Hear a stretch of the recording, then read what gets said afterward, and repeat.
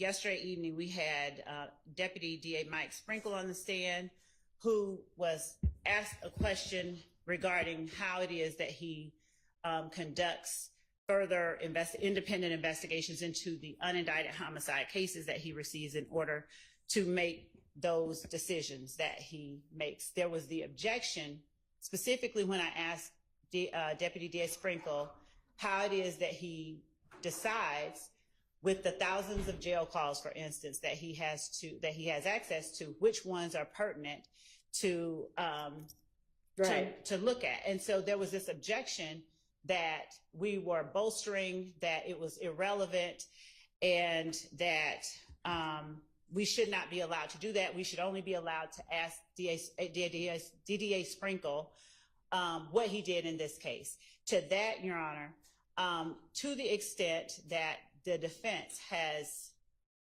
made relevant by accusing, in front of the jury, raising their defense of essentially selective prosecution and malicious prosecution by the state, it has not only made this particular testimony as to how DDA Sprinkel conducts his efforts to determine the proper charging decisions to make, not only relevant, but highly probative, and thus not a waste of time or confusion.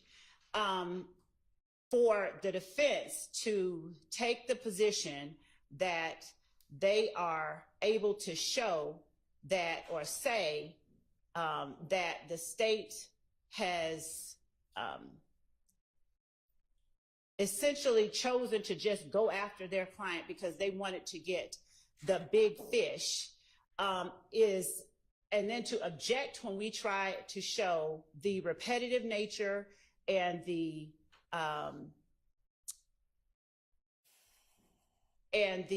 consistent method by which DDA Sprinkel conducts his procedures. It is an effort to create a distraction on their part regarding selective prosecution or malicious prosecution, and then to have that argument unanswered on the part of the state.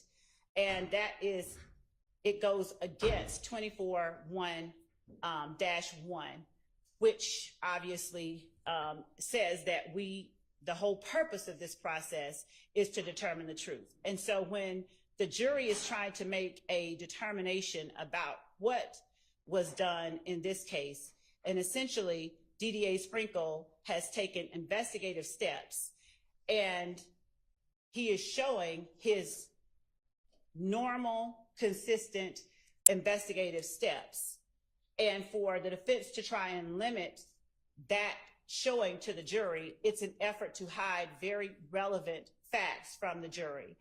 When the defense is allowed to argue with respect to our officers, to ask on cross-examination, how many reports have you done? Is this what you do in every report? And to essentially question the way that the officers normally conduct their procedures in order to make the jury believe that something untoward has happened, the state certainly should not be constrained from showing the standard nature and the reliability of the procedures that DDA Sprinkel used in determining how he ultimately makes decisions. So how the phone calls are obtained is just one thing that makes it credible. It shows that it is a part of his routine policies and procedures, and it is not distracting. It is in fact clarifying. And again, under 24-1-1, the state is, or should be, entitled to present its evidence that what the defense has now put before the jury by way of argument and cross-examination is very relevant. Their entire position is antagonistic to 24-1-1, and even if someone feels they've got a constitutional right to confuse, that's not what our rules of evidence require. And we would ask that the court allow us to continue the line of questioning that we have begun. We have said that we would make it targeted. We are not attempting to get information that is not pertinent in this case before the jury. And we are attempting to give the jury all of the information that they need in order to make proper decisions based on whole truths in this case. Thank you for allowing me to say that. All right, thank you. Do you have any case law you wanted the court to consider? Well, as to bolstering, Your Honor, that is what the defense has argued is happening. That has been the basis for their objection. And the first case that I have for the court, it plainly says that bolstering is when one witness testifies or comments on the credibility of another, or when one witness attempts to, after the credibility of something has been attacked, another witness, before it's time to do so, attempts to bolster the credibility of that other thing that has been attacked. So in this case, this is simply the state showing DDA Sprinkel's policies, his practice, how standard his policies or procedures are in investigating and in making decisions in the cases that he gets, and his experience and the number of times that he has done it and how he has done it and why he does what he does is very relevant for the jury to decide how to assess the testimony that he gives in terms of what he did. So it's in no way bolstering, and I believe that the case, bless you, my computer, Brown versus State plainly says, when a witness's statement does not directly address the credibility of another witness, there is no improper bolstering. When the Supreme Court evaluates whether testimony constitutes improper bolstering, the Supreme Court considers the disputed testimony in context. That's Brown versus State, 302 Georgia, 454, and specifically it references 24-6-620 and points out that it says the credibility of the witness shall be a matter to be determined by the trier of fact. And under that statute, a witness can never bolster the credibility of another witness as to whether the witness is telling the truth. Credibility of the witness is within the province of the jury, and when the witness's statement does not directly address the credibility of another witness, there is no improper bolstering. So in our case, there is no such thing being done. In fact, the opposite is being done when with the lead detective and in the Donovan Thomas murder and with the lead detective in every other case that we have presented to the jury, the defense has constantly and consistently attempted to show to the jury that either there is a malicious or selective or somehow improper or irregular effort to target their clients, to show the absence of those very things with a witness is nothing but to have the witness show, how he is qualified to make the determinations or to do what he did, even when he is a lay witness. All right. Any argument from defense counsel? Good morning again, Your Honor. Good morning. Good morning. Everyone. Your Honor, prosecutor just stated that there was an objection when Mr. Sprinkel was going through jail calls in which are pertinent, and I believe that we can just get there. OCGA 24-1-1 talks about the mission of a case, and here the mission of a criminal case is whether the state of Georgia proves to the jury beyond a reasonable doubt the guilt of one or more of these accused. That's it. It's not about Mr. Sprinkel's work. And he can say, I have found this jail call, and if the court admits it, they can play it. But him going through, this is what I do, and I have grand jury power, and I don't always follow the police, and I don't indict other people in other cases at times that the police think should be indicted, is really no play here to that mission. The prosecution's attack or statement or justification maybe would be the right word that, I'll just say me, but have raised the defense that the police targeted Mr. Williams. I stand by that. It came out in evidence.